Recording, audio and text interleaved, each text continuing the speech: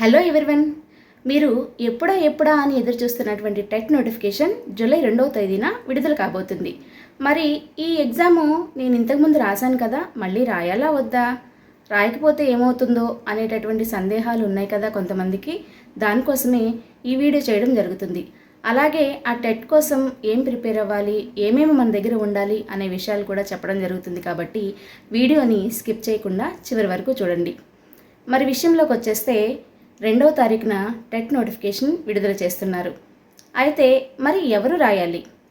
ఇప్పటి వరకు అసలు టెట్ క్వాలిఫై అవ్వని వాళ్ళు కానీ, అలాగే అసలు టెట్ రాయని వాళ్ళు డౌటే లేదు, ఖచ్చితంగా టెట్ రాస్తారు. అయితే గతంలో మేము టెట్ రాసాం కదా, ఏం చేయాలి, మళ్ళీ రాయాలా, రాస్తే గనక డిఎస్సికి టైం సరిపోదేమో ప్రిపరేషన్కి అనేటటువంటి డౌటు చాలామందికి ఉంది. మరి ఏం చేయాలో చూద్దాం. గతంలో టెట్ రాసిన వారు వాళ్ళకి క్వాలిఫైయింగ్ మార్కు ఎంత ఉంది? ఓసీ క్యాండిడేట్స్కి అయితే 90 క్వాలిఫైయింగ్ మార్క్.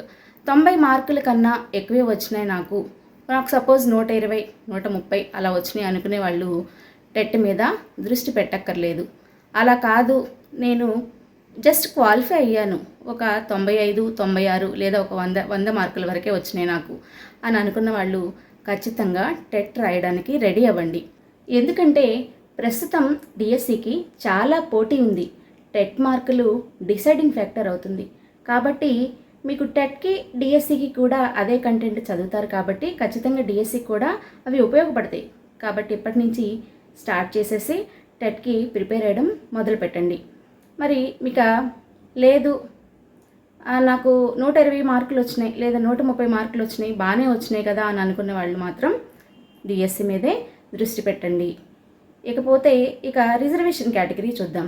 రిజర్వేషన్ కేటగిరీ వాళ్ళకి క్వాలిఫైయింగ్ మార్కు 75 మార్క్స్. 75 మార్క్స్ వచ్చేసినాయి నాకు అని చెప్పేసి అని అనుకున్న వాళ్ళు అస్సలు నెగ్లెక్ట్ చేయొద్దు. ఎందుకంటే ఇప్పుడే కదా అనుకున్నాం పోటీ ఎక్కువగా ఉందని, డిసైడింగ్ ఫ్యాక్టర్ అవుతుంది. కాబట్టి ఖచ్చితంగా స్కోర్ సాధించడం కోసం టెట్కి ప్రిపేర్ అవ్వండి. నోటిఫికేషన్ పడిన వెంటనే అప్లై చేయండి, చదవడం స్టార్ట్ చేయండి.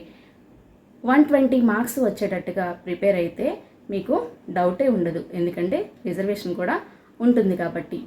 అంతకుముందు అలాగే నేను అసలు ఏమి ప్రిపేర్ అవ్వకుండా రాశాను, జస్ట్ అలా రాశాను, క్వాలిఫై అయిపోయాను అని అనుకున్న వాళ్ళు ఎవరైనా, ఓసీ అభ్యర్థులైనా బీసీ అభ్యర్థులైనా ఎవరైనా కూడా ఇప్పుడు ఖచ్చితంగా మరలా టెట్కి ప్రిపేర్ అవ్వండి, ఎగ్జామ్ రాయండి, మంచి స్కోర్ తెచ్చుకోండి. మరి ఇదండి నేను ఇచ్చేటటువంటి సలహా. ఇలా చేస్తే బాగుంటుందని నా అభిప్రాయం. లేదు బాగానే వచ్చినాయి అనుకున్న వాళ్ళు మాత్రం పూర్తి శ్రద్ధ డిఎస్సి మీదే పెట్టండి. ఇక టెట్ ఎగ్జామ్ ప్రిపేర్ అవ్వడానికి మన దగ్గర ఏమేమి రెడీగా ఉండాలి చూద్దాం. టెట్కి ప్రిపేర్ అవ్వడానికి టెట్కైనా డిఎస్సికైనా 3వ తరగతి నుండి 8, 9వ తరగతి వరకు పాఠ్యపుస్తకాలు కంటెంట్ అంతా రెడీగా ఉండాలి. తెలుగు, ఇంగ్లీషు, అలాగే సైన్సు, సోషలు, మ్యాథ్స్ 3వ తరగతి నుంచి వీలైతే 10వ తరగతి వరకు సంపాదించండి. లేదంటే 9వ తరగతి వరకైనా కానీ పాఠ్యపుస్తకాలని సిద్ధం చేసుకోండి. అలాగే మెథడాలజీ బుక్స్, సైకాలజీ, పెడగాలజీ, దాంతోపాటుగా GK, standard GK, current affairs ఇవన్నీ కూడా మీ దగ్గర సిద్ధంగా పెట్టుకోండి. మరి పాఠ్యపుస్తకాలు దొరకట్లేదండి ఎలాగూ అని చెప్పేసానంటే 2023 వరకు పబ్లిష్ అయినటువంటి పాత పాఠ్యపుస్తకాలని తీసుకోండి. మీ దగ్గర గతంలో ప్రిపేర్ అయిన వాళ్ళు అవ్వచ్చు, లేదంటే మన చుట్టుపక్కలే ఉంటారు పిల్లలు చదువుకునే వాళ్ళు, వాళ్ళ దగ్గర బుక్స్ని, ఓల్డ్ బుక్స్ని గ్యాదర్ చేసుకోండి వీలున్నంత వరకు. లేదు ఇలా కూడా దొరకట్లేదు అనుకుంటే పాత పుస్తకాలు అమ్మేటటువంటి షాప్కి వెళ్ళండి. అక్కడ ఖచ్చితంగా మీకు కావాల్సిన పుస్తకాలన్నీ కూడా లభ్యమవుతాయి.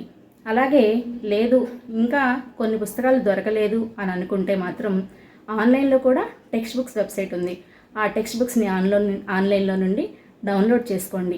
ఫోన్లో చదివేటటువంటి ప్రయత్నం చేయొద్దు. ఎక్కువగా డౌన్లోడ్ చేసుకున్న పుస్తకాలని చదువుతూ ఉంటే ఎక్కడైనా మనకి కావాల్సినటువంటి ఇంపార్టెంట్ విషయాలు ఉన్నప్పుడు చక్కగా మనం అక్కడ అండర్లైన్ చేసుకోవడం కానీ, స్టార్ మార్క్ చేసుకోవడం కానీ చేసుకుంటే బాగుంటుంది. ఫోన్లో అయితే అలా చేయలేం కదా, అందుకని ఖచ్చితంగా పుస్తకాలని డౌన్లోడ్ చేసుకుని ప్రింట్అవుట్స్ తీసుకోవడానికి ట్రై చేయండి. ఇంకా మీకు వీలైతే మీకు తెలిసినటువంటి ఉపాధ్యాయులు, పాఠశాలలో పనిచేసే వాళ్ళు ఉంటారు కదా, వాళ్ళ దగ్గర నుండి పాత పుస్తకాలని పిల్లల ద్వారా సేకరించుకొని తెచ్చుకోండి. ఏదైనా కానీ పుస్తకాలన్నింటినీ త్వరగా సిద్ధం చేసుకోండి.